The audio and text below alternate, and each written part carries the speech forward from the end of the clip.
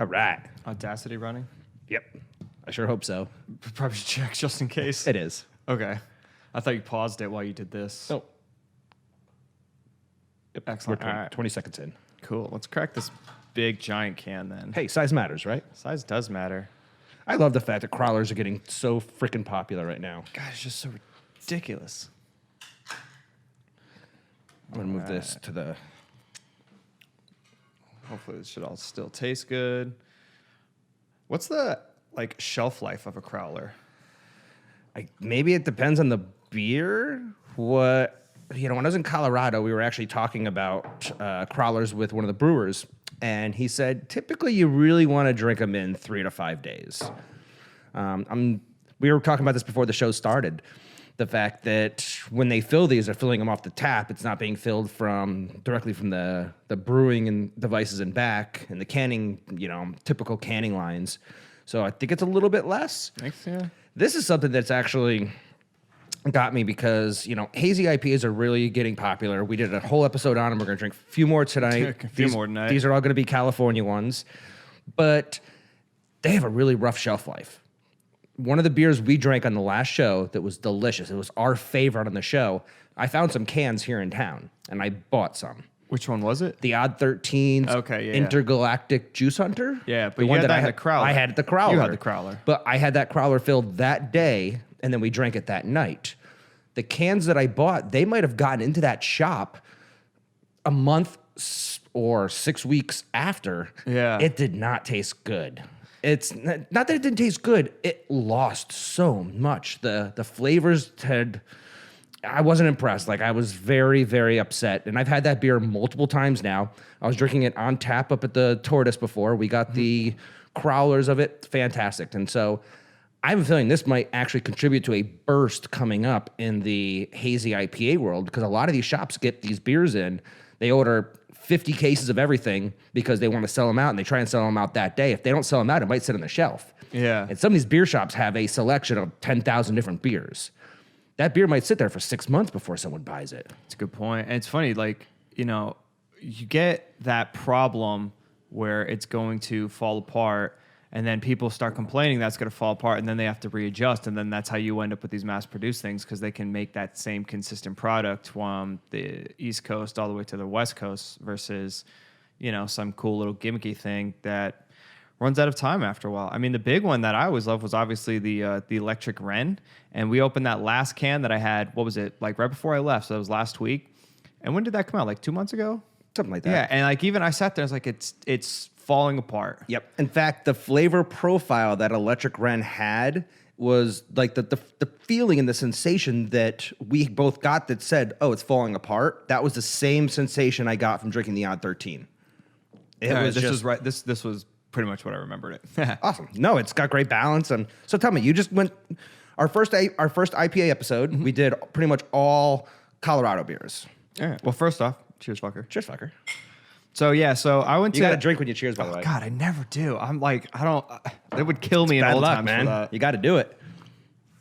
You know what? I didn't do it last time. My AC went out. There you go. That's what happens. And it went out again. That was the AC went out today as a preemptive not cheers and Brutal. drinking. I'm terrible at that. So these are all... That and everybody I cheers with usually does the clink. They hit, and then they come up and You're drink. making excuses now. No, I want to know why. I want to know why people who have never met each other from whether it was Texas, they all do the table. A lot of and then people do drink. that, yeah. The big thing also is you're supposed to look at someone in the eyes when you cheers them. You're supposed to make lick your lips too while you're at it. You make eye contact, you cheers, and then you drink. Hey, you ever? So I love the rumors of cheering, where people learned how to cheer or what the point of cheersing was, and I had always heard from one person who was probably drinking and made it up, but they used to slam mugs together really hard so that you'd spill a little bit of each drink into each other's cup, so that if they were poisoned, you basically just poison yourself. shit. And that's why you stare at each other and drink. Now, that's just one story, and I'm sure there's a million more out there that somebody's drunk uncle told them one time. I never heard that before. Yeah, I like that one. I think that one's kind of cool. So anyway, I went to a bachelor party in San Diego. I'm pretty amazed that I made it back. That was very, very, very rough. Had a great time, man. We went to a bunch of different breweries, went to a bunch of bars, a couple good restaurants. But the one thing I noticed was I asked a bunch of people, hey, where would you go in San Diego? And I got a lot of different, go to this area, go to that area. So I went and looked up some of them, like when I got to San Diego, and I typed in brewery, and the Google Maps just lit up. Like the whole thing just lit up. And I was like, oh my God. And I thought maybe it made an error thinking of a bar or something with beer. Nope. Hundreds of breweries all over San Diego. And we walked out from our hotel. There was one across the street. There was one down the road. There was one around the corner. Just every corner has a brewery. It was insane. Honestly, I thought I was in Portland for half of a second, except with better weather. I mean, especially San Diego area, they are saturated. I mean, you could drive a little ways in LA, you could drive a little ways, up north to find a brewery. They have that stretch that they've like renamed to like a brewery sounding name of the area. So the big one that somebody told me was Miramar. So Miramar's That's famous for Yep. being Top Gun, the movie, but it actually was a flight school way back in the way, and it was way north San Diego. So San Diego, 30 years ago, when they had Miramar, you had to go all the way out just to get to that Air Force base. So now they the running name is now Miramar, because pull in there and it's just brewery after brewery after brewery after brewery. They just took over the entire industrial park, and it's just all breweries and like little gastro pubs, basically. So how many did you see over the period of the 2.5, 3 days you were there? So I had to have done I think we did 9 breweries in total. I brought back one from these 4, and I went to, I think it was like 7 or 8.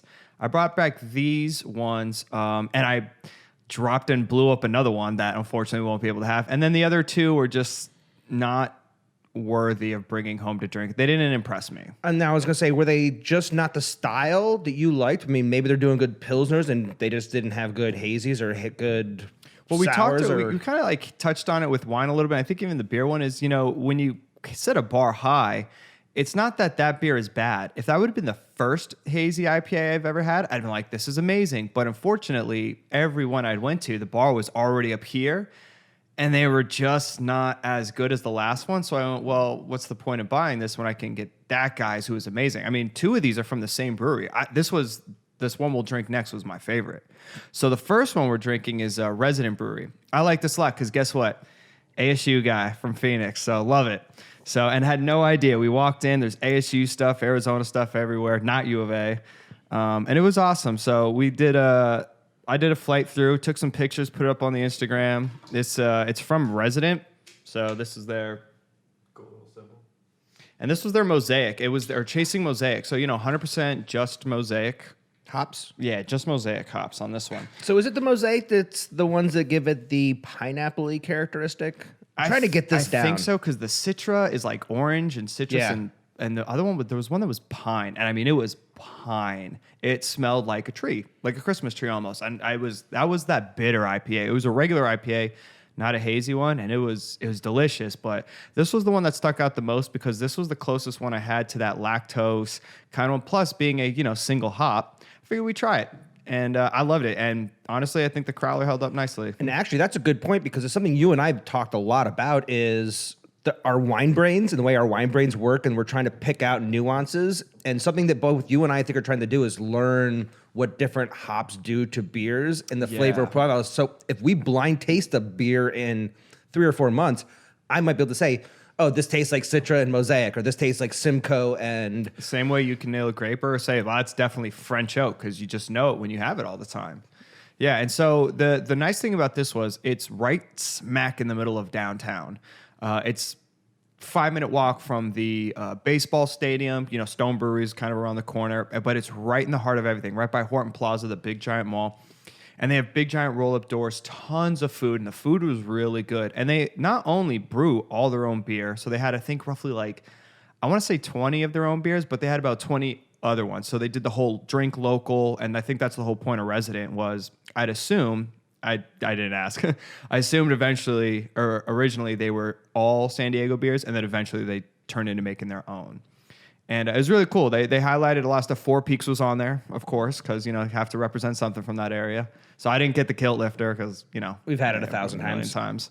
But I was really impressed with these guys. They had everything. They had sours, they had hazies, they had some pilsners, stouts. They could hit every category if you were trying to have a beer. Now, one thing that when it comes to Colorado breweries, everybody's got a food truck, and nobody has a kitchen. Nobody makes their own food, and it's a symbiotic relationship. It's like the remora and the shark, where Did you say Remora? Yeah, isn't that the remora? I thought it was just Mora. No, it's remora. It's Remora? Yeah. Oh, wow. It's that little thing that like follows the shark latches around. onto the shark, cleans it. and they kind of need each other. Just equated food trucks to the fish that swim with the shark. It's great. It's great. It's a symbiotic relationship Yeah. between the two. We're out here, a lot of our breweries have their own kitchens, and only a handful of them have a regular food truck. Or a Yeah. couple of beer shops have food trucks, but Four Peaks has their own food. You know, Helton has their. I mean, a lot of these places have their own. Hilly Basin has their own kitchen and their own food.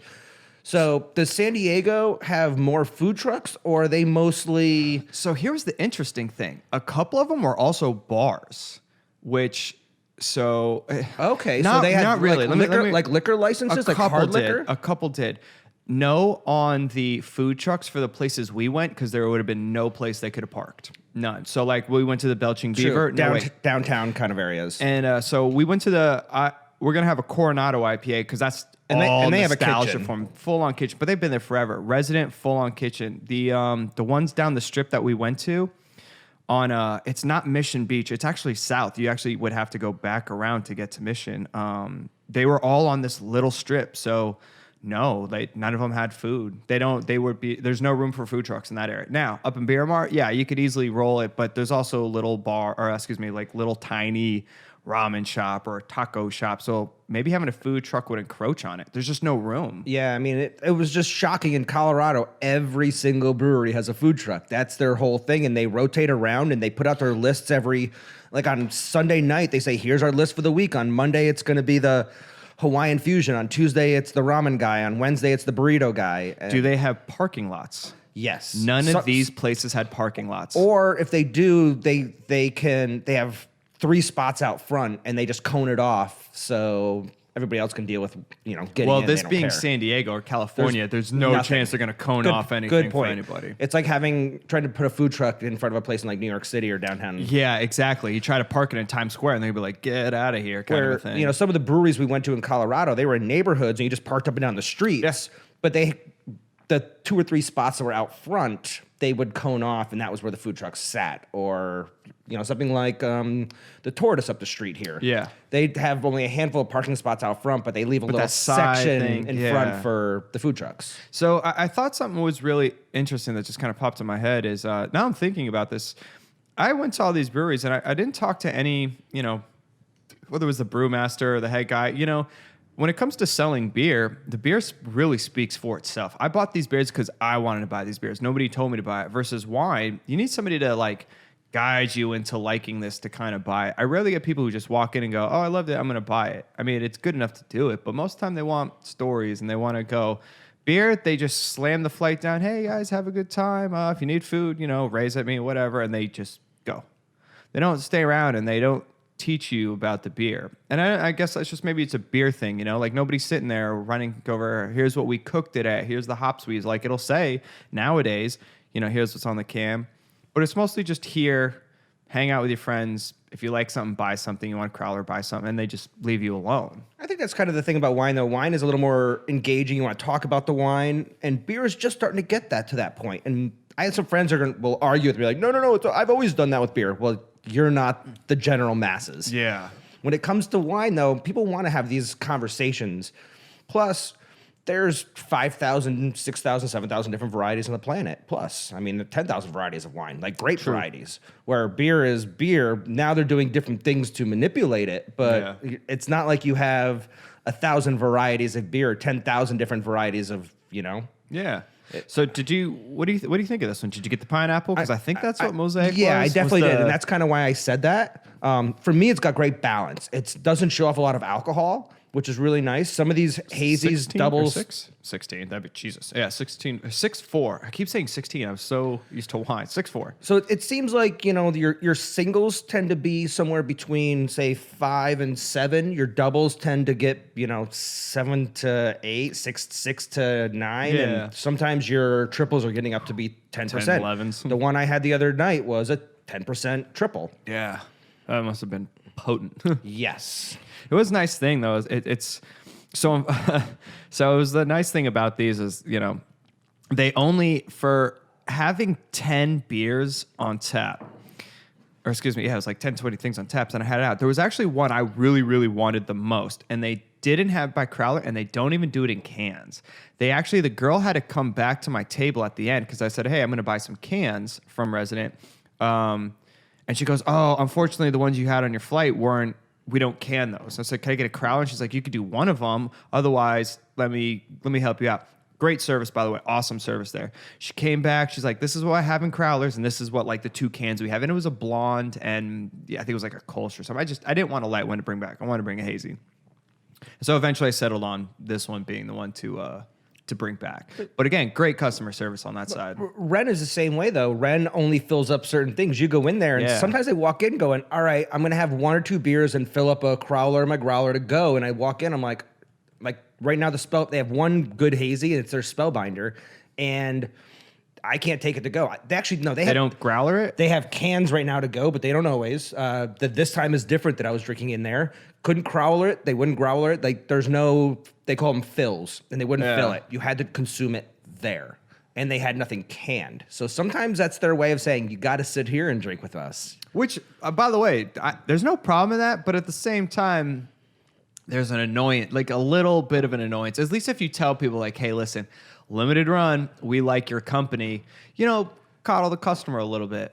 For me, I live so close, it's no big deal. I can walk up there. But when you're visiting from out of town, you want to take something back. Like, this whole beer trade thing is unbelievable. Like, people literally go to a brewery like this, they buy a 4-pack of 16-ounce cans. They come back and they give one to this friend, one to that friend, one to that friend, because their other friends just went to West Virginia to buy beer. Somebody else just went to Colorado to buy beer.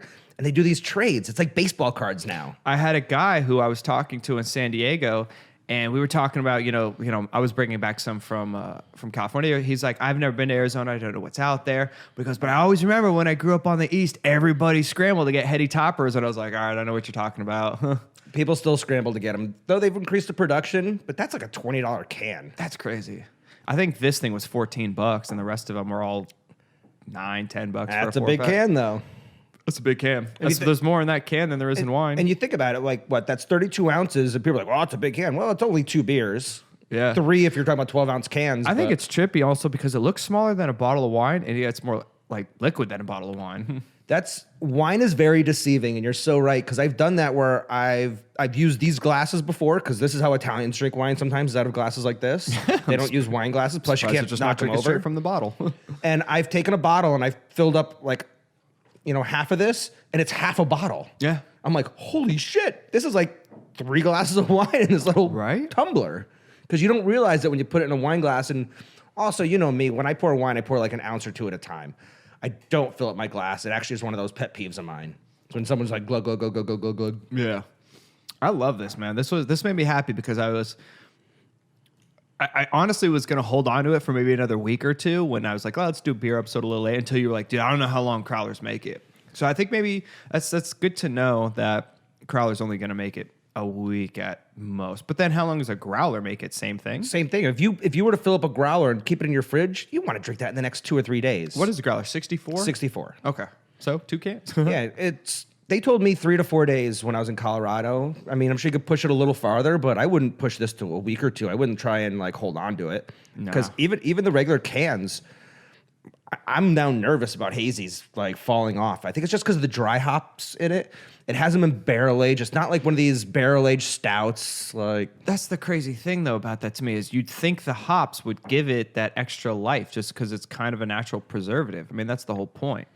And I wonder what it is. Maybe it's not that it's actually falling off. Maybe just that freshness of the hop is basically retreating. I mean, these are questions we are going to have to ask some brewers when they come on, and actually people that have brewed 200 batches of commercial beer and actually have seen it and know exactly how it changes. Yeah. So, I mean, I'm going to Seattle on Monday, so I'll be back Thursday. And there's a brewery right by where I'm staying at off Fox Island. So that's like Whidbey Island area, I think, or Gig Harbor area. And it's called Seven Seas Brewery. And I went there last time I was in Seattle, and they literally were like, we just brewed this, like where it's only coming out of the tank. We got the hops in 7 days ago. And when they poured it, like the freshness on it was amazing. Like you could feel, it was almost like you were drinking the resin of the hop, and it was so noticeable. Like it was the purest form of hop drinking I've ever had in my entire life. So I'm excited. I'm hoping I catch it at this right time, which I don't know. I don't know actually when hop season is. It's got to be right now,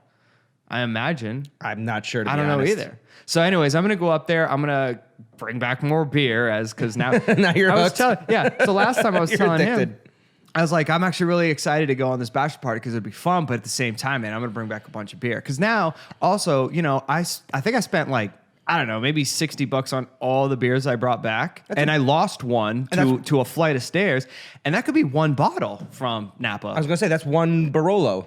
Yeah, and an inexpensive Barolo for that. Yes, the craft beers are getting expensive. I mean, buying a $20 4-pack, you're like, wow. But once you start putting it in perspective of the wines we drink and how we do it, it's really not that much. Plus the higher alcohol. Well, yeah, and I mean, if we're sitting here, this was $14, and it's $7 a can. So I mean, we drink. This will be 2 glasses each. So you're thinking about it. Yeah, it's $3.50 to fill this up and have a good beer. And if you want to talk about it in drunk terms, it's twice as potent as a normal beer. Yeah. I mean, 3.2. This is 6.4. I did learn, however, because I had I actually had 3 crowlers.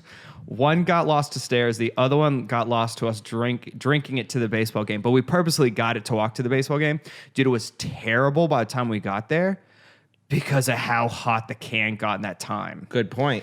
You cannot finish a crowler on a walk. So, it's just, and like even handing it to 3 other dudes drinking this whole thing. By the time we got there, dude, we were like a third left, and it was just, I'm not finishing. It's a warm can of beer at that point. So the best place in the state of Arizona to fill up crowlers to go is a place called King's Beer and Wine.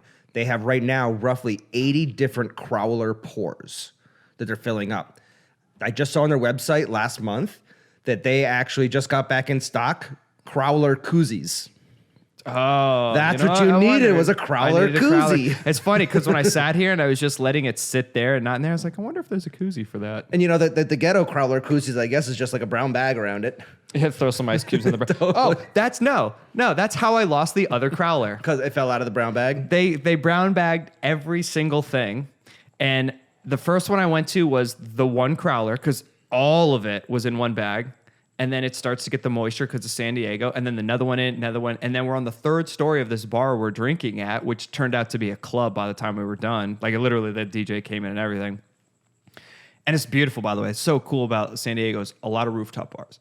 And I looked at my bag and I could see all the cans through it. And I'm like, get the fuck out of here. So I scooped it and I hen it and I'm walking down the stairs. And all of a sudden, something shifted, and the one canceled, and then the bag gave out, and I caught all of them except for the one crowler, and it went dink, dink, dink, dink, dink, dink, dink, and it hit the last corner and went psh. Always the last drop. It almost made it, except the last one. When you drop a glass on the ground, it's always that last bing where it shatters, every time. It is, you're right. It'll bounce 3 times, and then boom. So, you know me, I got to have some stats. I'm going to throw some stats at us throughout this show as we're drinking these beers. So we live in Arizona. Arizona right now has 117 breweries. The stats as of 2018, now end of the year stats is what these are. End of the year stats, the United States has 7,450 breweries now. I feel like 1% of that is in San Diego. California has 841 in the state. That doesn't seem that high for that state, actually. So I'm thinking about that's more than 10% of the whole country, though. Yeah, but if as a whole for the country, the most places I think about beers are anything that has great water and cool weather for the most part. With the exception, I don't expect breweries to be popping up in Nebraska or South and North Dakota by any means.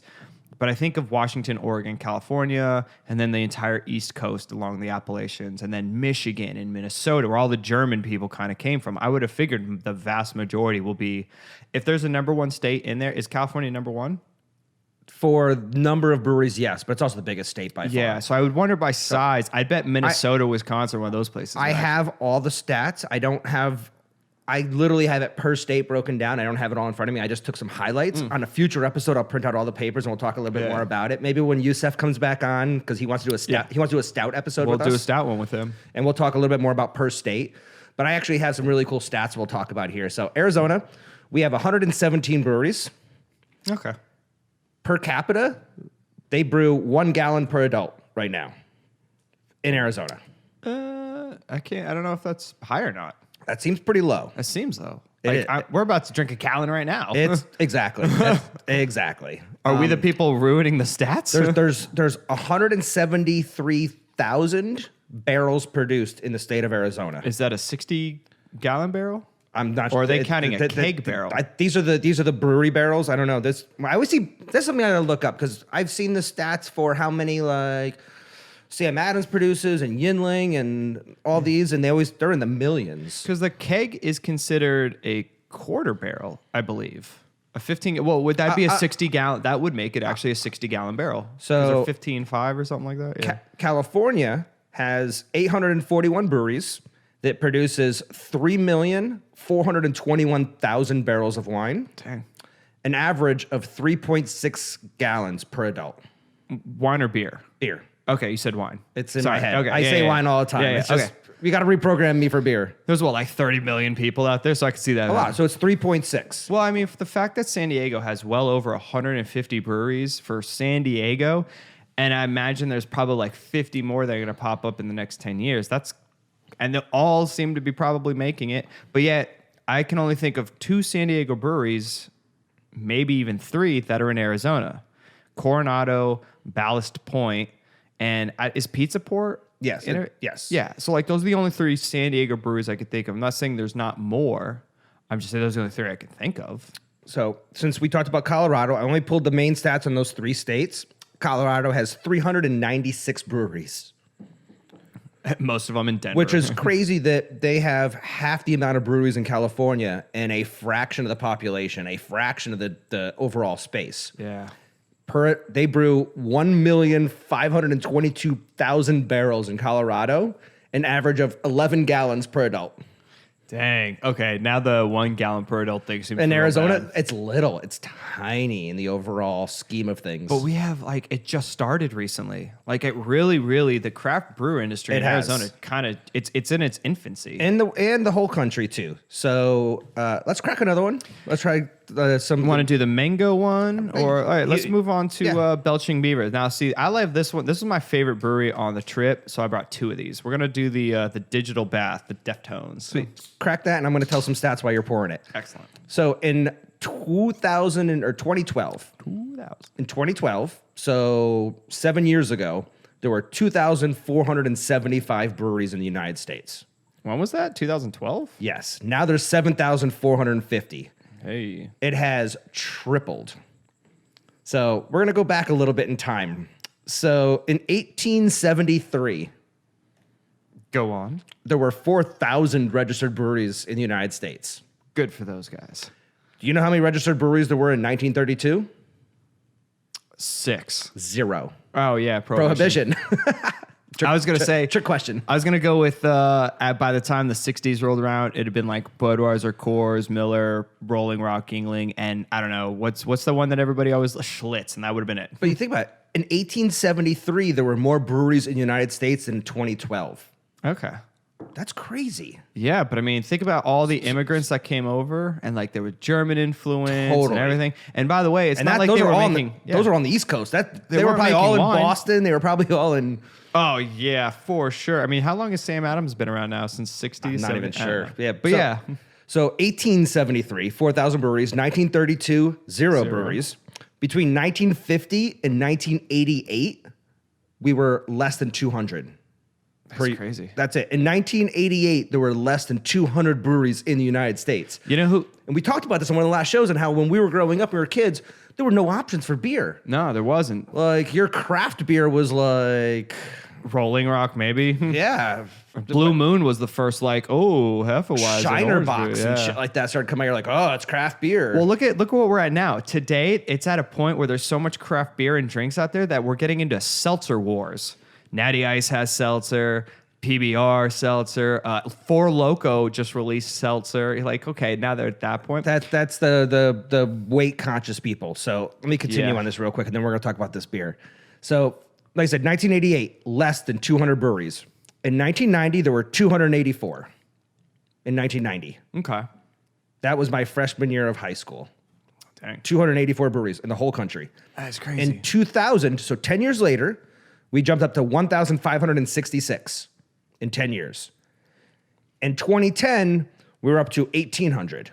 So in another 10 years, only no growth really. Yeah. And then that was 2010. There was 1,800. 2012, there were 2,400. Okay. 2013, 3,000. 2014, 3,800. 2015, 4,600. 2016, 5,600. 2017, 6,500. 2018, 7,450. So I have a small thing that I think that might contribute a little bit to why those stats jumped that high.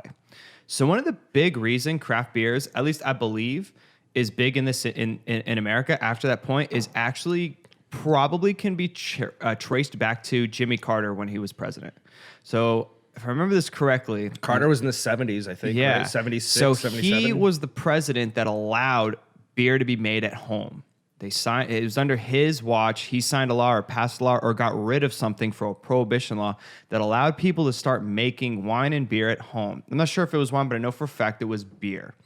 And that allowed a lot of people at that point to be like, oh, let me see if I can make it. And all of a sudden, here we are about 40 years later, and the explosion goes with people with some money, people with some backing, people who got better and better and better, all of a sudden starts hitting strides. And here we are 40 years later with, 8,000 something breweries? And by the way, it's clearly with the population, it's going to go to 24,000 by like 15 years from now. Yeah. So on average, however many open, about 33% of that actually ends up also closing. So if it's better than restaurants. If 300 of them open, usually right around 100 of them also have just closed. It doesn't seem out of that. That doesn't seem out of that. So that's kind of where the stats are. I kind of went through the stats. It was like, all right, 250 open this year and 80 closed. See, I don't think that's bad though, because you know what the best thing about a brewery is you can make food, and if your food is also great with your beer, you're golden. You can't really do that with wine.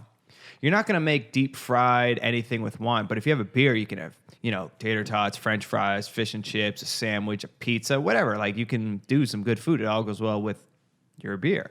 But wine, you're not going to really build a restaurant or food around it. I think that kind of helps. So you're kind of now, instead of just having the bar, you're the neighborhood brewery and place to eat at. At some point, this is a bubble that's got to burst, though, because you can't sustain this kind of growth. Maybe you can, because I guess they just keep chopping away at the mass-produced breweries. The Budweisers, the Coors, the Millers of the world are taking hits. Billions and billions of dollars those guys make from Bud Light and Budweiser. So in 2018, the country did $114 billion in beer revenue. That's pretty crazy. 27.6 billion was craft beer. That's a huge chunk. 24% now. Yeah, is craft beer. That's ginormous. But think about this too. You're in high school. Because let's not kid ourselves, it's high school when you start drinking, and you start with Bud Light, Budweiser, Coors, the cheap and expensive stuff. That's all stuff. we could get, though, because going back, there was only... But I highly, highly, highly doubt a high school kid shows up with a growler or a crowler from any craft beer. I highly doubt it. You know what? I think it's different now. I think people are going to do it. I don't. I just don't. I don't believe that it's at that point yet, because you have to get these from either the location itself or a small bar, versus Budweiser, you can walk in with a fake ID to a grocery store and grab it. John, when you were underage, what did you drink? Where did you get your alcohol or your stuff from your father? Well, yeah, but that was our liquor. But our beer we got from the store. But your beer palate or what you were drinking typically is what your family was drinking. And nowadays, this is where a lot of children come from, is that my father drinks Pabst Blue Ribbon. So when it was like, you can have beer now, it was like, that was Pabst Blue Ribbon now. So it was in the fridge. Yeah.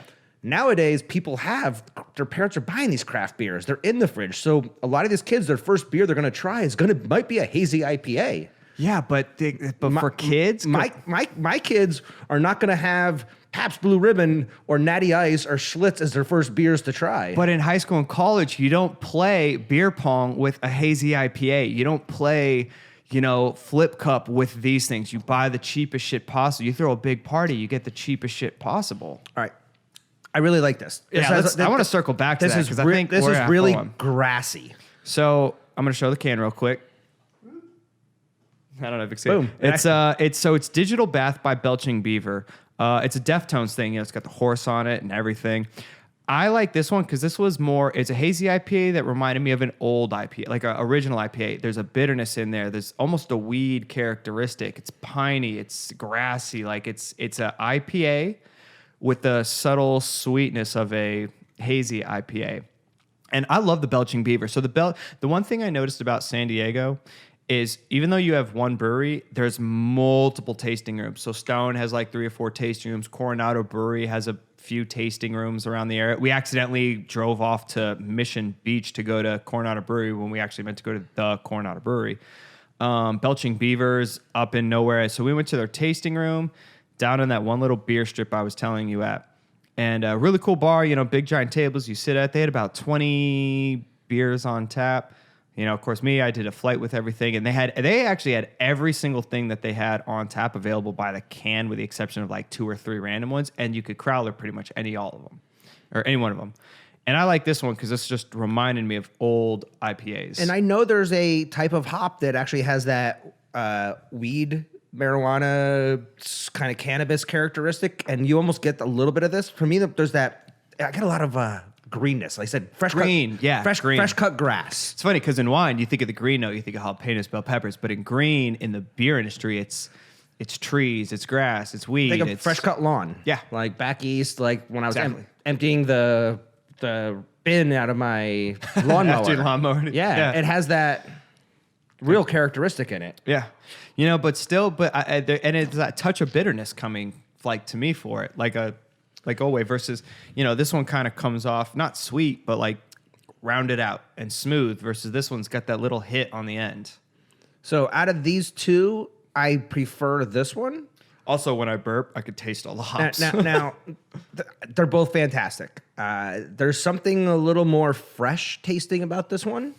Maybe it's the fresh cut grass, but it also has a real citrusy characteristic too. So for me, on the nose, it's gonna sound weird. It smells like when my grandma's making pasta and she's using basil, but like it has the pasta smell that's in the fresh pasta, not like shit pasta, but like right as you throw it in and it's being drained, like pasta water with basil in it. It's that fresh wheat characteristic. Yeah, on top of the greenness, the herbaceousness. Yeah. Which is really cool. And this is why I think you and I are getting super into beer now, more than I think ever before. Like I just drank beer as a refreshing beverage, but now I'm breaking it down. And when I drink beer, my brain is just spitting. Yeah. And that's never really happened in the past. I mean, I've had some beers that have made me think, but now I'm getting. Most of the time you and I drink, it's a peach ale or, something like Peroni and stuff. And here we are, episode 31, 32. And we've done 2 beer ones now because we're both like, dude, these are really good. Officially, it's our 3rd beer episode. We did one with Dermot. Hey, Dermot. And hey, Dermot. Hey, Dermot. That's right. And then we did the Hazy IPA episode. Yeah, Dermot's was fun, man, because Dermot had the beer that we don't drink. And then we did like the red ales, the blonde, the coffee ales versus because we're kind of stuck on this hazy IPA thing right now. Just because they're so unique to us. They're so different. I mean, I could see that in a year, we could get burnt out on these, just having them all the time. Oh, yeah. I mean, absolutely. But in the end, the nice thing will be is our knowledge will be crazy because we'll know certain, hops or certain styles, or you could sit there and be like, oh, okay, you did a regular IPA versus a hazy IPA. I mean, obviously, the look on that one's different. So what's the craziest beer you've ever had? I mean, because they're doing these ones in whiskey barrels and port barrels, and Ren has the one that's in the Superstition mead barrels. So it's kind of like asking what your favorite movie is. You have ones that you love, whether it's the best. I'd say the weird ones. The weirdest one was that one up there that Yusuf gave us. The Woot Stout. Woot Stout. Which you can. That was crazy.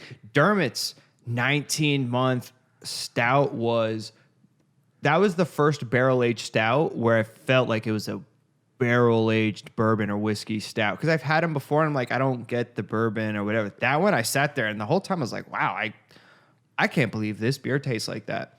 Honestly, the weirdest, it's a combination of 2. The Spellbinder was the only one that I tasted that, and I was like, that's a wine. It's a wine in a glass. Oh, you're talking about the Super Pills. Super Pills. The one that was in the Superstition mead Tasted barrels. honestly like a white like a burgundy. Montrachet. Yeah. Like literally, it was matcha shea on the nose. And that rosé sour beer, because I hated it. I hated it, and I couldn't stop drinking it because it's just so weird, and like it was so bitter, and like my brain is like, why are you doing this? Why are you doing this? But then the other side is like, dude, that's a weird beer. Keep drinking it and finish. I wanted to pour it down the drain at the same time. I was like, I'll drink it. I was watching Shark Tank the other night, and a guy was presenting his brewery project to the sharks in the Shark Tank. And he was like, oh, this is my vanilla porter. And like, oh my God. Everyone's like, this is amazing. This is my graham cracker, this. And then he had 2 sour beers. And these are adults that are business people that have never had a sour beer, like Mark Cuban and Mr. Wonderful. Yeah. These guys are like, they're like, this is vinegar. This is crap. This is horrible. And then the one guy in the end goes, wow, I really like this. Yeah. And he kept drinking it. And he said 10 times. And everyone's like, how are you drinking it? He goes, this is really good. I think it's that there's a chromosome or something in people's brains where they get sour beers and you taste, you're like, wow, that's good. And for other people, it's like, no. Some people love the spiciest food on the planet. I'm thinking of cilantro. Because for some people, cilantro is soap. I love cilantro. I hate cilantro. It literally tastes like soap to me. Dude, put that on the salsa. I'm good with it. I love it. Keep it. Yeah. It's I was like at Coronado Brewery. There's a Coronado Brewery, and one of the pizzas, they literally just took cilantro. Didn't chop it. They just went throw it on there. And the chef whose bachelor was, he's a chef, great chef out here. He's like, dude, did they just chop a tree and throw it on a pizza? And I'm just shoveling it in my mouth. It's delicious. There's people literally like sitting around listening to going, it tastes like soap to me. And someone's like, no, it doesn't. Yeah. That's just so weird. It is really weird. So I mean, just going back to Ren, that, and I don't think you've popped it yet. It might still be at your house, but that oyster lager. I haven't. I kind of wanted to bring it on. I saved it with, by the way, that sour beer, because I think we should do a weird beer episode. So this brewery near my house brewed a beer that is a dark rice lager, and they aged it with oyster shells and salt. So it is a salty beer that reminded me of the ocean, and it literally paired with oysters perfectly, but it was so unique. We did a write-up on our Instagram, follow us on Instagram, Spilling the Truth Podcast. I did a full write-up on it because it was so unique. It was a wine geek's beer because it was depth, length, complexity. I sat there going, what the fuck is this? As I was drinking it. That's a weird one. Yeah. So here's the crazy thing, by the way. That's why I got a little weirder for a second. They had one of those at Belching Beaver. It was a stout done in oyster shells. So clearly, it's clearly been done before, and I'm sure it's different by all means, but I saw it on there, and I went, you got to be kidding me. Somebody else is doing this too? And so I didn't get it because I want that to be the first time I try something that weird.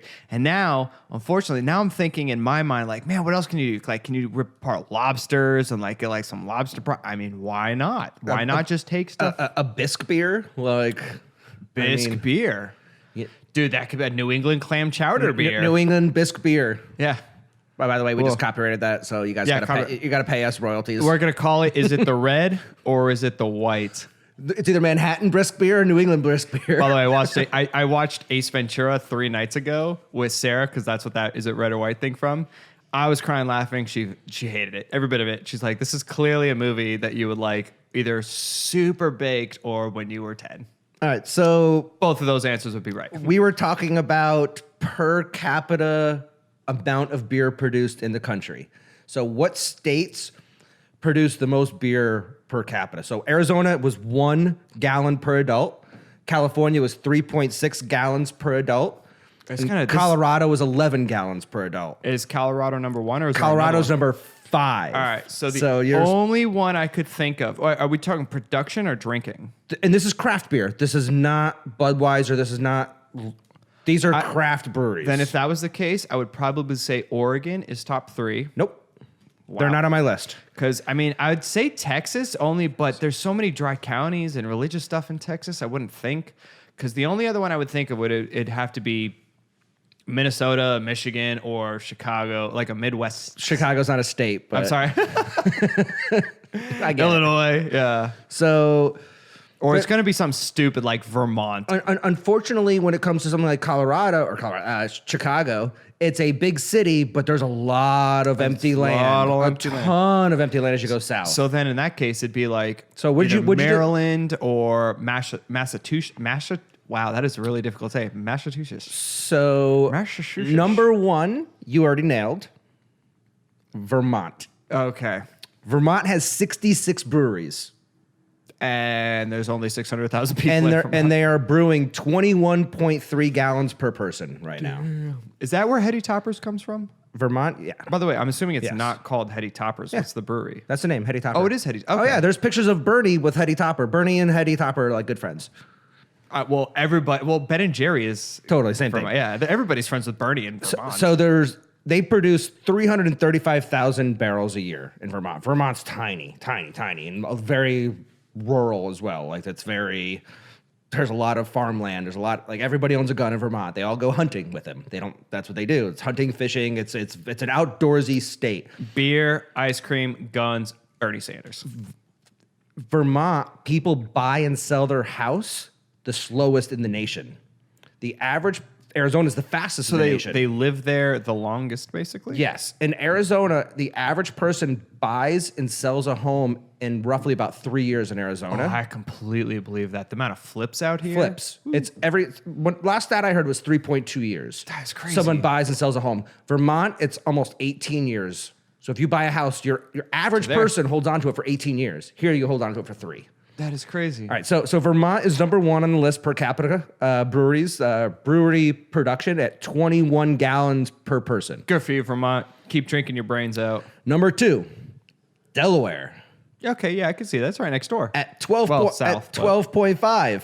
It's like Wow, half. that's It's like half. That's a 10-gallon difference. That's huge. Like you're not even on the chart when it comes to Vermont. I'm really intrigued by some Delaware breweries now. I would like to Totally. know what they're making over there. And I didn't actually pull how many breweries are there. I didn't pull the stats and write them down.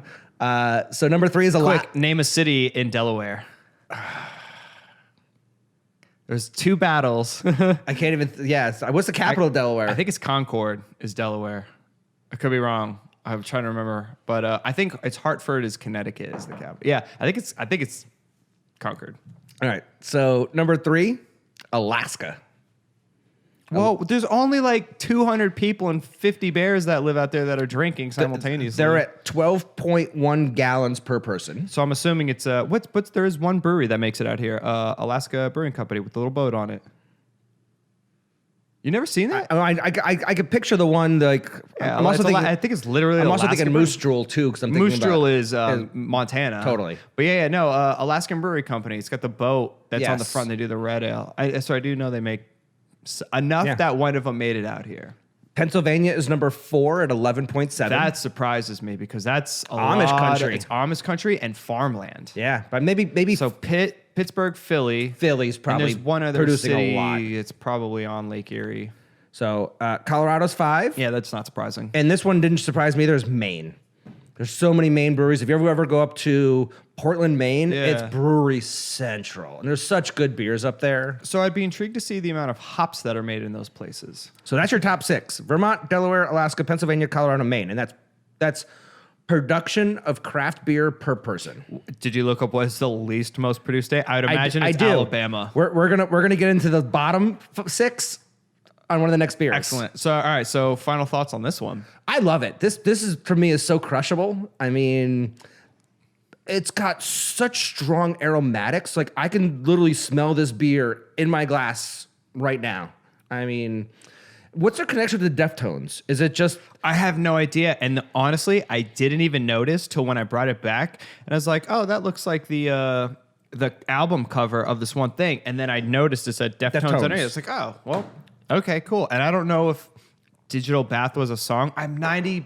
It's probably. I it's feel gotta like be. it is. It's like it sounds in my head because I remember in high school, I listened to the Deftones this much in high school. And I'm like, I know that's a song. It's got to be a song. So I'm trying to figure out if let's find out. they did a collab with them where they actually helped them brew it, or if they just licensed the name.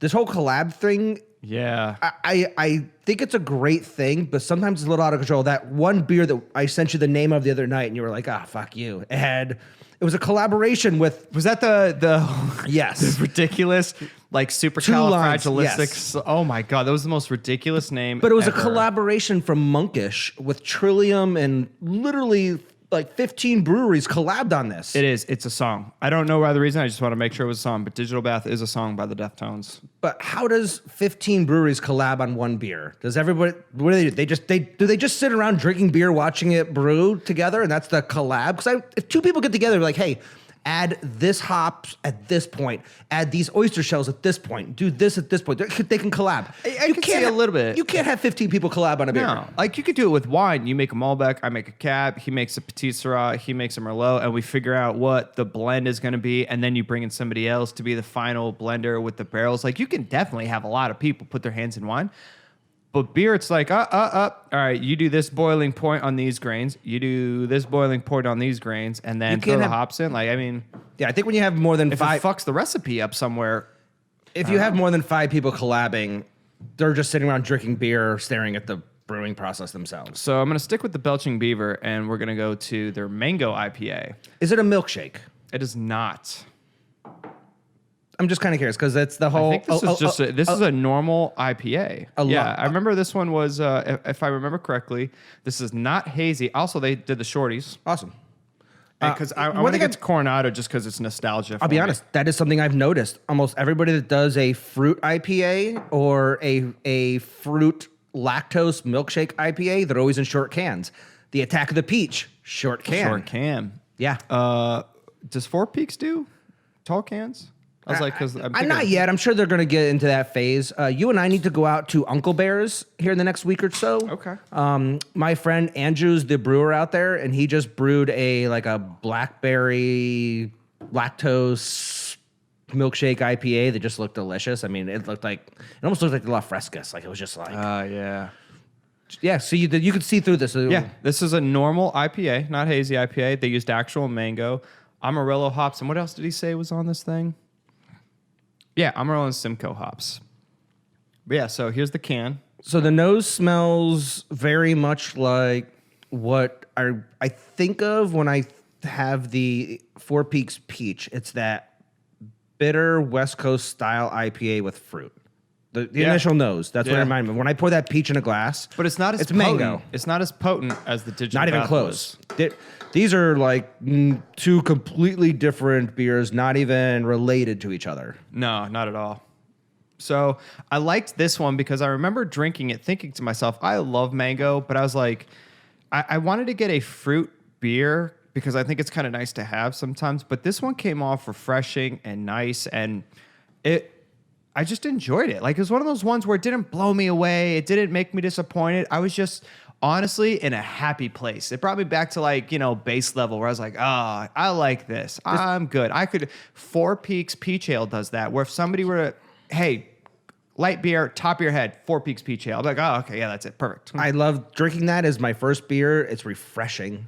I mean, it's a hot day. You've been outside working. You want to come in and have a beer. The Four Peaks Peach is perfect. What I like about this is this tastes like beer to me. I was just about to say this does not taste like what it tastes like when it came off the tap. But it tastes like beer. I had this off tap, and now that I'm having this on a can, it's not the same thing. Because this is the first can I opened of it. Now, having something like this, these don't taste like beer to me. Like this is a different category. The whole hazy thing does not remind me of drinking Bud Light or Amstel Lights or like those like beer, lagers and ales, and this has that beer taste with a little touch of fruit. See, now that I'm having at this can, there's a look. I might see it. This look of disappointment. I'm telling you, coming out of a keg, freshness. I told you one time. Because what if those cans were sitting in that fridge for 5 weeks because nobody was buying it? Ted from Four Peaks once came to my bar when I was running it, and we had Kilt Lifter on tap, and he goes, "Hey, Damien, I'm going to pull a keg right out of the barrel right now, like fresh. We just literally finished brewing today, and we're gonna put 2 taps side by side. The one you got from the distributor and mine, and they were almost like 2 different beers. The fresh one was so different, and he's like, literally after 5 days, it just changes in a keg. Honestly, I'm kind of I'm not upset by it because it actually tastes like Tastes a good delicious. beer. You just want I really wanted that because I'm telling you, on the tap, dude, it was Fresh. mango. Like it was just it was like have you ever bought a mango and it's not ripe and you're like that sucks, and then you get a ripe one? I get it. I was bummed with the final cans of the Attack of the Peach I had. It tasted nothing like the one that was on tap. Yeah. Yeah. It's not was bad. good. It was good. I'm not upset by it. I would drink this, but unfortunately I set the bar this high and now it's here. Like you remember how I was saying, we were talking earlier, why didn't you buy cans from these ones? I'm like, well, unfortunately the bar was here and they were here. That's that in a can. Yeah, it's a good beer. It's very drinkable. It's not mango-y to me. Does it completely stand out and stand away from everything? Does it completely go, oh my God, this is unlike anything I've ever had? It tastes like a good fruit beer. Like I said, it kind of reminds me of the Four Peaks Peach. Little bit. With a little bit of mango flavor. You ever watch Saturday Night Live back in the 90s? When Chris Kattan did, you can't have it a mango. That's all I can get in my head right now. All right, so as we're enjoying this and drinking it, and we'll get into the last one here in a minute, the bottom 6 states for per capita. I'm going all southern states. Yes. What? Let's see. I'm going to go with Alabama. Number 1. Kentucky, number 1. Let's go Kentucky, number 1. Kentucky is not in the bottom 6. Oh, all right. I'm surprised. All right. Alabama. Alabama is... So this is out of 51 states because they include D.C. in this. I was thinking Puerto Rico. Yeah, so they include D.C. So number 51 on the list. So 50 D.C. But that makes sense. It's this big. Right, but that's not on the list of the per capita. Oh, it's not. But it's okay. considered. There was 51 states on this list. So I'm going to say Alabama. Mississippi. Alabama's 49. Mississippi. Mississippi's 50. So Alabama's 0.6 gallons per person. Yeah. Mississippi's 0.4 gallons per person. Okay. Louisiana. Nope. I'd say honestly, it's all southern states. The main ones are, but a couple of them are really shocking. I want to get the last really, one. really, really shocking. All right, the very last one. Number 1 worst. West Virginia. Yes. Yeah. Hands down. Okay. But you think about it, a lot of these are the that's because they make the most meth. Appalachian states produce the most moonshine and whiskey. Yeah. They drink moonshine and whiskey. Which they would make such good beer out of those mountains. But it's so easy for them to go into the mountains and set up a still and be moonshiners and just produce it and make money. Like moonshiners make a shit ton of money. Probably.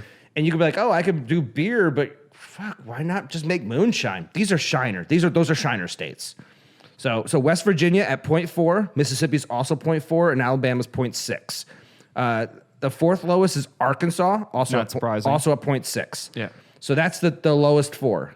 What's you said there's 2 surprising ones? Like Florida or something? 5, the 5th lowest, New Jersey.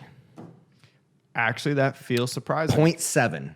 Is that because there's... Oh, man, it's shocking because Massachusetts is pretty... New York, a lot of Pennsylvania's right. Delaware's right there. What's good? Pennsylvania is one of the highest. Yeah, Delaware's right there. It's one of the highest. This is per capita, so it doesn't matter how big... Still, Jersey... I wonder if their laws are just so atrociously bad they can't open breweries. That could be it.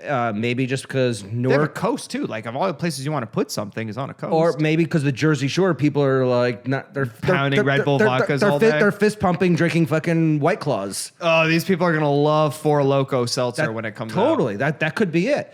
It could be the fact that Newark is such a huge population of the state. They got to be ripped with their 6-packs and wind-resistant hair, and beer's not going to help that. Good point. Walking around with their tank top up, glittery, doing this shit all day long, going, oh, drink my beer. They're not drinking beer. You don't look good on the Jersey Shore with a beer belly. Good point. Totally, yeah, 0.7. Granted, that's actually really surprising. Right here, we're only at 1 gallon, and I think we were like 40th in this country, in the bottom. And honestly, the only reason that makes sense to me is just because we didn't have the laws changed till about 2008, 2009 to allow for bigger. Also, it's Flagstaff, Arizona, Tucson. That's it. And ironically, the best breweries seem to be here in the Phoenix area instead of Flagstaff, where you think they'd be crushing it with beer. And Kansas is also 0.7, so Kansas is the other one.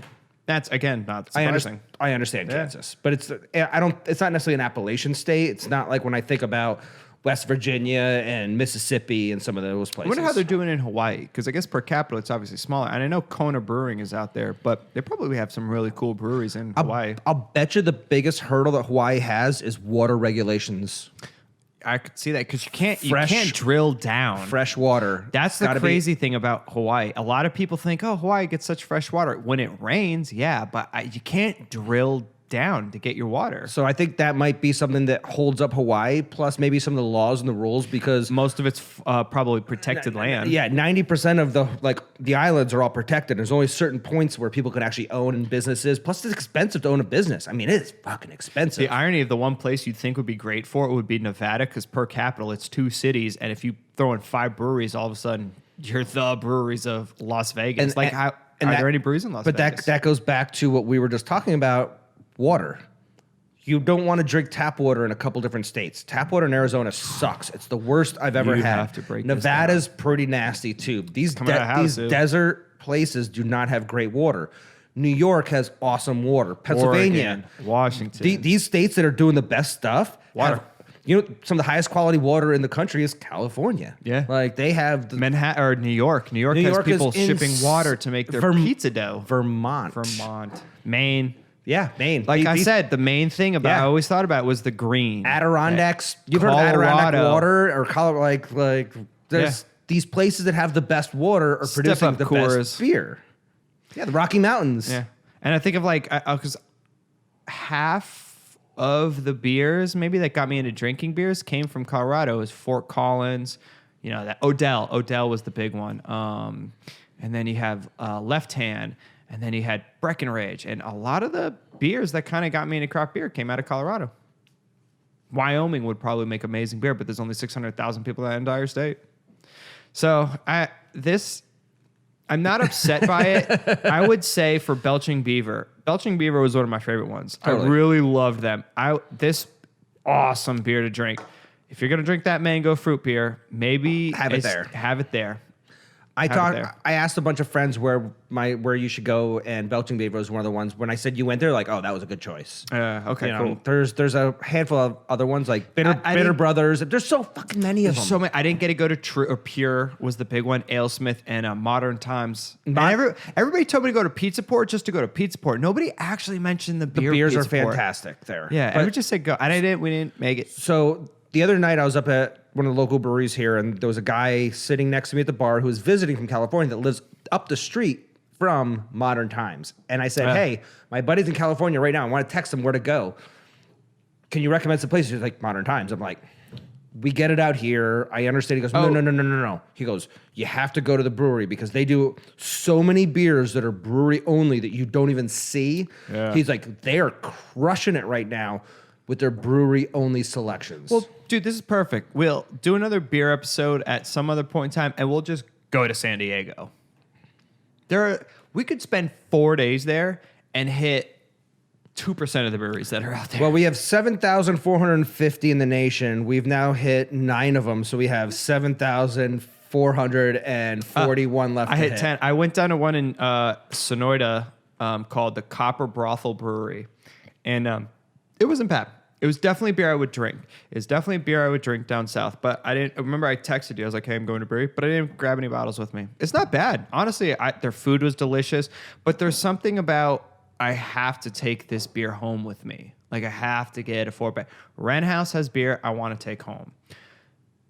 Belching Beaver had beer I want to take home. Resident had beer I want to take home. Coronado Brewery was a 50-50 one, and I was happy about this one, which we're going to open up next. And again, the nostalgia on this one for me is probably one of my favorite things. I mean, there's breweries you'll go to and you'll drink. You'll definitely like the beer, but you're not going to bring it home. When I was in Colorado, I mean, I brought home 3 breweries. There was another 6 I went to that I was just like, these are okay, but I don't want to share these with friends. Like, I can get this same quality beer here, there, and there, and there, and there. It's rare.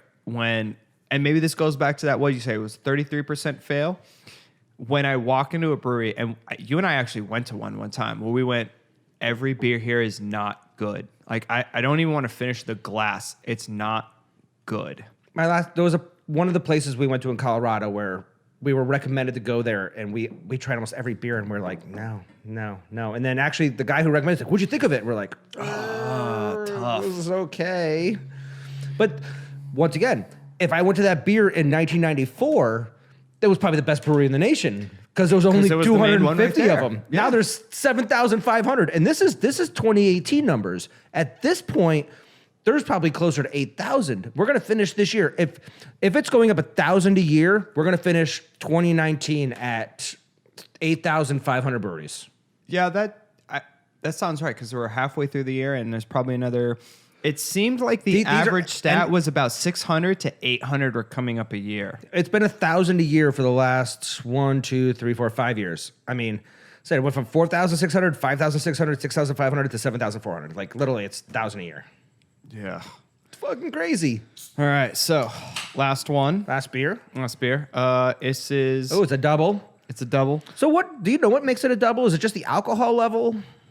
Honestly, I couldn't tell you. And I bet you this is like 8 or 9% then. Oh yeah, it's definitely I think it was 7.9 on this one. Okay, so yeah, I think roughly mid sixes is going to be single, 7s and 8s maybe doubles, and then like 9 or higher triples. Yeah. I imagine it has something to do with the brew process and what malts you use to get it up there. This one has a lot of head to this one.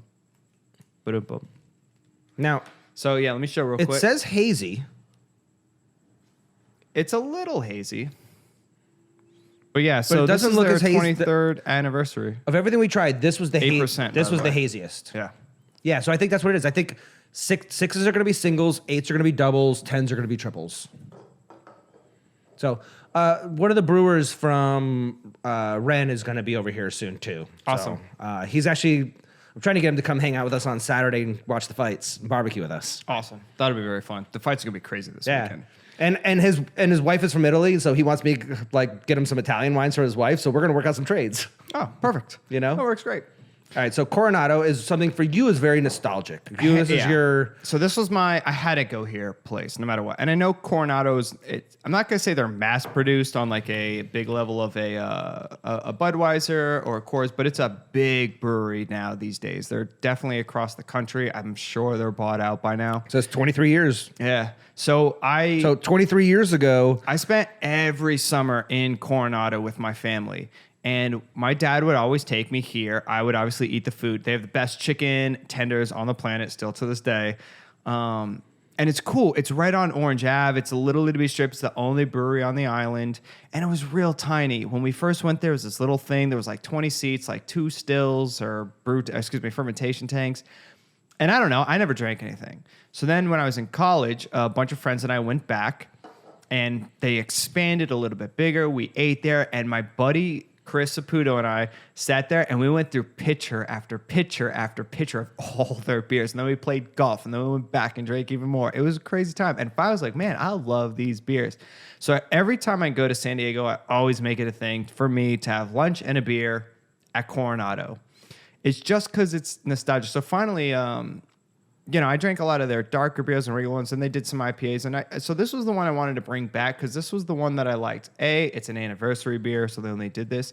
But I did like it. I think it's a decent hazy IPA. Plus, it was a double hazy IPA, and I never had one of those. This is their 23rd anniversary limited edition collector thing. So 23 years ago, there were literally 1,000 breweries in the United States. They were 0.01% of those breweries. Yeah, now there's 7,000. It's crazy how many have changed and come up and popped up, and they're still putting out good product, and they're still banging stuff out, and they're adjusting to the time, because I guarantee 10 years ago they weren't doing hazy New England style IPAs. Nope. There was I think 1 or 2 IPAs. It was Idiot IPA and Islander IPA, and that was it. Idiot IPA, Matt Hasher and I used to crush those at this bar in town. It was the Praying Monk in Old Town, which became Boondocks the barbecue place. Yeah, Bootleggers. Yeah, there it is. And that was the beer Matt and I drank. He literally called me and was like, "Hey, you feel like getting a little idiot tonight?" I'm like, "Yeah." Done. And they always showed them the short glasses. They were higher alcohol. And the last year I lived at my house, they brought Islander IPA, and I was like, I'm buying cases of this. I loved that Idiot IPA, but I think the reason why this place has been successful is because they're willing to change. They're willing to do different things. They had a lot of new stuff on there. People that get stuck and just like, well, this has worked for 20 years. You know what? You're going to be fucked in the next 10 years. Yeah. Also, one thing that I think mattered, their food is awesome. It's awesome a vibe food. too. Yeah. They got a location. They nailed it, dude. It's the only brewery on the island, but they don't make bad beer. They didn't sit there and go, listen, we're it. just we make it, you drink it. They went, what do you like? And That's a good Hazy point. IPAs popped up. Oh crap, we got to make Hazy IPAs now. A lot. And they had multiple ones on there. They had a list of 20 beers, and it was like 8 IPAs, but it was hazy, double, regular, triple, blah. And then they had a stout, and then they had a Kolsch, and then they had a red Kolsch, and then they had enough beers on the menu where you could have a large plethora of different beers. And you just nailed a secret sauce of success that some breweries have figured out is putting out damn good food. There's so many that, oh, we have our menu. It's going to be chicken strips they get from some mass-produced whole like distributor where all they do is fry some chicken strips and they serve with barbecue sauce or honey mustard. Their burgers, a frozen patty, and it's disgusting. Versus Four Peaks. Yeah. Secret sauce of success, dude, beer bread, good food. Like their food is banging in that place. Coronado, the food is banging. It's not bar food. It's not shitty. Like, oh, do you want tater tots or French fries with your chicken strips? It's good food in there. They haven't dumbed down their food or their beers. That's why they're still banging out good products, you know. And they're still, like I said, secret sauce of success. What's crazy is that this beer, on the looks of it, it's like a half hazy look. It doesn't have the hazy like these have. Like the color's a little darker. You can kind of see through it, but it tastes like it's super hazy. Yeah, and I think that's one thing you and I are used to with some of these hazies, where like there's no clarity. It looks like an orange juice or like you're like, dude, I can't. Yeah, it's pineapple juice. It's just one color. It's just a solid. You're right. You can definitely get a little. That new image that I had, like in a glass, it was orange juice. Yeah, it looked like swamp water and orange juice. Yeah, it was just one monochrome color, just orange. Yeah. Like, is there any? Is color that beer Yeah. or what do you got? What do you serving me? Yeah. No, I think it's one of the things too. Plus, clearly they had to make enough for it where it may have thinned it out. I don't know. I don't understand how they make some of these things, but yeah, I was so happy, and I think sometimes my judgment gets cloudy on certain wines, definitely on certain beers where, like, again, there's a nostalgia to it, and this was that one for me, and I liked it. I still am, and now that I'm drinking out of can, it's exactly what it was when I had it on tap. It's drinking great. I think it's exactly like what I had on tap.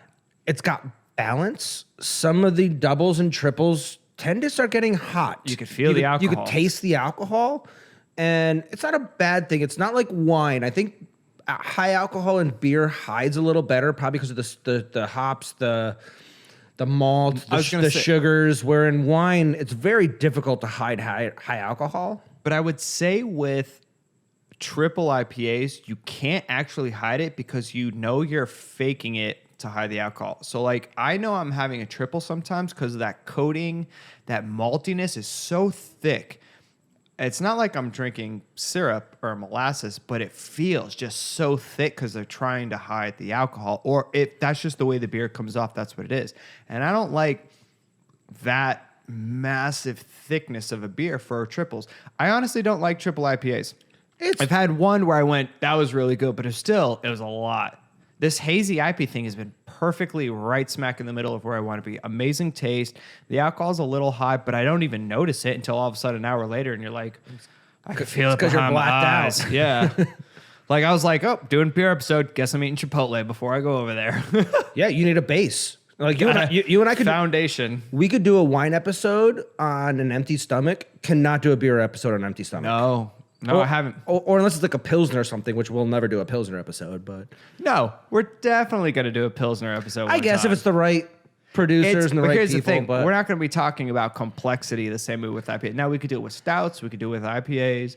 Pilsner is going to be like, it's going to be an hour episode, and that's pretty much going to be it. I mean, our next beer episode will be a stout episode because of what's going on in the stout industry. I also think we should definitely do that weird beer one. The sours. You could probably do a sour episode. I'll hate every second of it, but I'll do it. You can't hold on to that oyster beer for very long. You got to drink it beforehand. I was gonna drink it this weekend. Yeah, totally. I've got friends I'm gonna bring it to because they're I've beer had people, but I gotta let them try something crazy.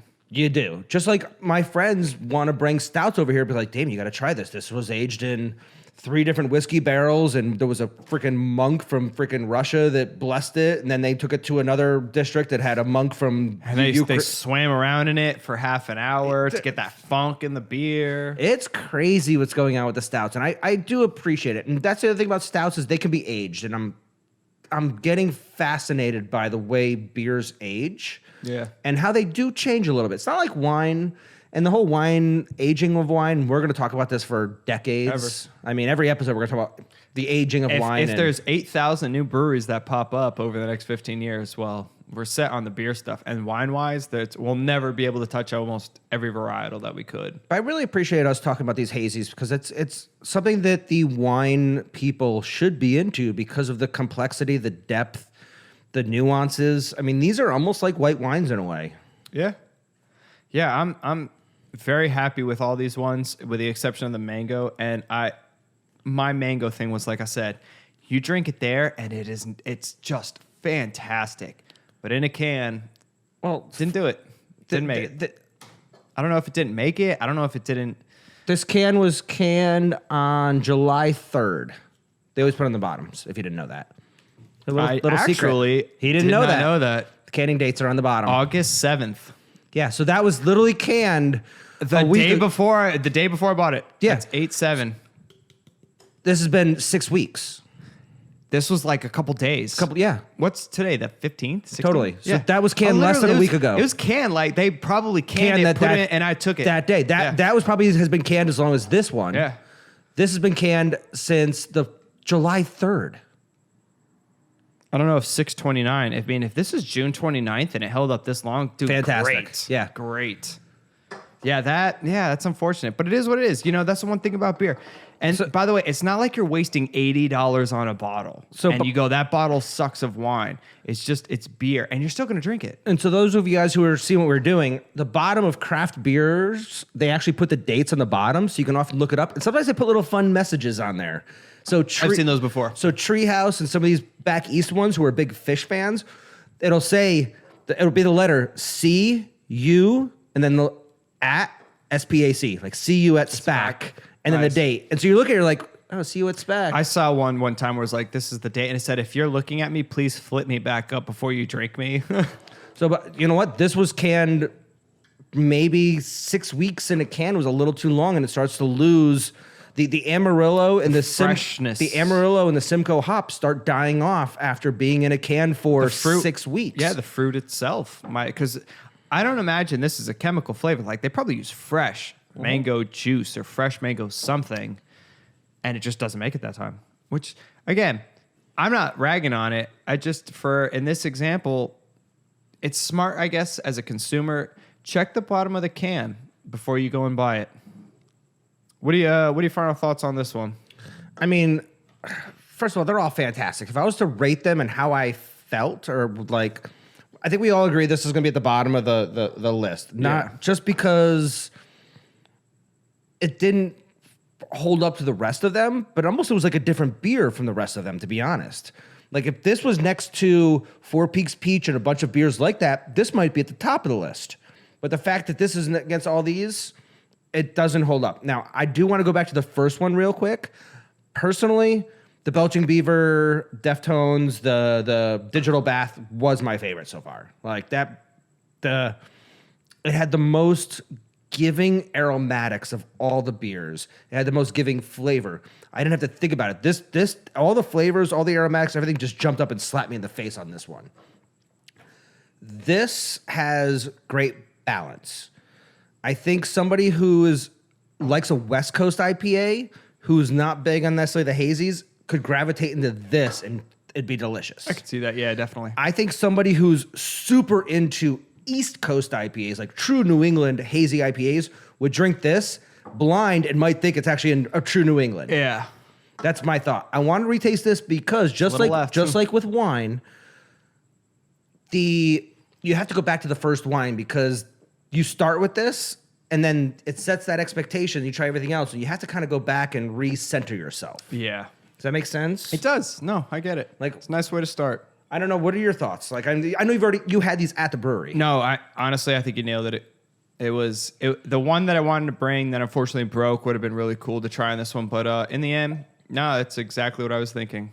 It really was. I've enjoyed all of them. I like to experience new things with beers. I think everybody in the end loves to try new shit. And then it's, in the end, it's the fun thing about beer tasting is I haven't had it, therefore I must try it kind of a thing. It's kind of an adventure in a weird way. I would not kick any of these out of my bed.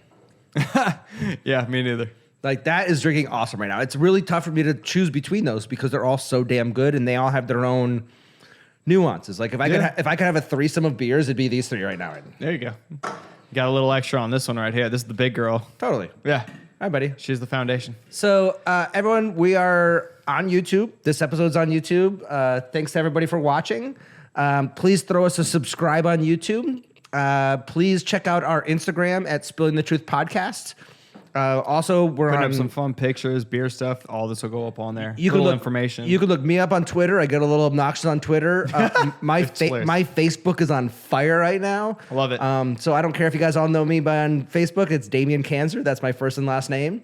On Instagram, my personal Instagram is Damien the Wine Guy. But please follow the podcast because that's where we post our shenanigans. That's John's and myself when we're traveling, drinking wines, drinking with John's dad, drinking with our buddies. We're watching the fights. We're going to open some sick bottles this weekend. That'd be fun. Yeah, Saturday would be a fun night. You guys want to see some crazy stuff? Follow us on Instagram because this Saturday night, we're going to open some crazy bottles with our friends. It's going to be a lot of Barolo, probably. Definitely. And old cabs. Thanks, guys. I always love it. Thanks, man. Cheers.